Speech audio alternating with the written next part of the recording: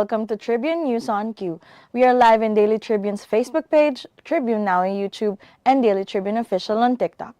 I'm Patricia Ramirez, bringing you your this week's top stories, so let's get started. No ghost students quick fix, says Romulo. A lawmaker is calling for stricter oversight of the senior high school voucher program after reports of ghost students and accountability issues. Pasig Representative Roman Romulo stressed the need for standardized assessments to track student performance. Meanwhile, Education Secretary Sonny Angara confirmed that 12 private schools are being investigated for suspected fraudulent enrollments. Castro, Presidential Chief Officer clash over Ruiz defense. Allegations emerged Monday that PCO Chief Jay Ruiz has a conflict of interest due to ties with Digital 8 Incorporated, which won government contracts including a $178.5 million deal with IBC-13. While Ruiz hasn't commented, Palace Press Officer Claire Castro said he's divesting from the company. The PCO clarified Ruiz was only an authorized representative, not an incorporator or director.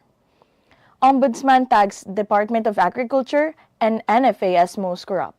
Ombudsman Samuel Martirez called the DA and NFA the most corrupt, citing issues that imports and internal irregularities. NFA Administrator Larry Lacson acknowledged past issues but highlighted efforts to combat corruption. Martirez criticized weak anti-corruption laws, while Agriculture Secretary Francisco Laurel Jr. ordered a 5-year audit of NFA operations. Cesar's wife tests, cast shadow on Lotto deal.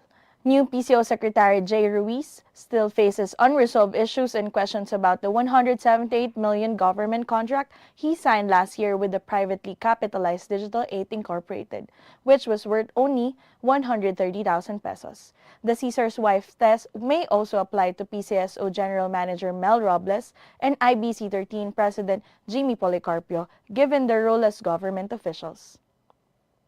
Poultry imports from 3 U.S. states blocked due to bird flu. The Philippines has temporarily banned poultry imports from Indiana, New York, and Pennsylvania due to the recent H5N1 bird flu outbreaks. The ban covers domestic and wild birds as well as poultry products like meat, eggs, day-old chicks, and semen. Agriculture Secretary Francisco Tiu Laurel Jr. cited the rapid spread of bird flu as the reason for the restrictions. Business update. Another petroleum price rollback seen next week. Good news for motorists, the Department of Energy predicts a second round of fuel price rollbacks next week.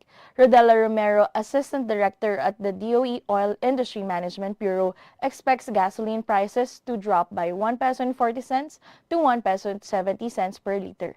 Meanwhile, diesel will be 0.90 cents to 1.20 and kerosene by 1.50 to 1.70 per liter. February inflation slows to 2.1%. The Philippine Statistics Authority reported that inflation dropped to 2.1% in February, down from 2.9% in January. This is driven by lower prices in food, utilities, and transportation. Housing and utility costs also fell, while information and communication services saw a slight price increase. Let's go to sports. Far Eastern University versus University of the East, UAAP Women's Volleyball. The Far Eastern University defeated the University of the East in their second consecutive win in the UAAP Season 87 Women's Volleyball Tournament. The Lady Tamarounds dominated the Lady Warriors 25-23, 25-19, and 25-20 in their match this Wednesday afternoon at the Mall of Asia Arena in Pasay City. Meanwhile, in showbiz, Vice Ganda tagged as top taxpayer in Quezon City. Vice Ganda was recently recognized as the top taxpayer in Quezon City for 2024 and expressed gratitude for this recognition. The comedian and TV host said, "Thank you very much for recognizing me as a top taxpayer of BIR Quezon City for 2024. Sarah Geronimo marks 22 years of music and success. Pop superstar Sarah Geronimo celebrated her 22nd year in the entertainment industry on social media, expressing her gratitude and reflecting on her journey of dedication, passion, and love for music. That's it for your top stories for this week. Catch us live tomorrow at 11 a.m. again on the Daily Tribune Facebook page, Tribune Now on YouTube, and Daily Tribune Official on TikTok for your week's sports, business, and entertainment wrap-up. I'm Patricia Ramirez again, and this has been Tribune News on Q.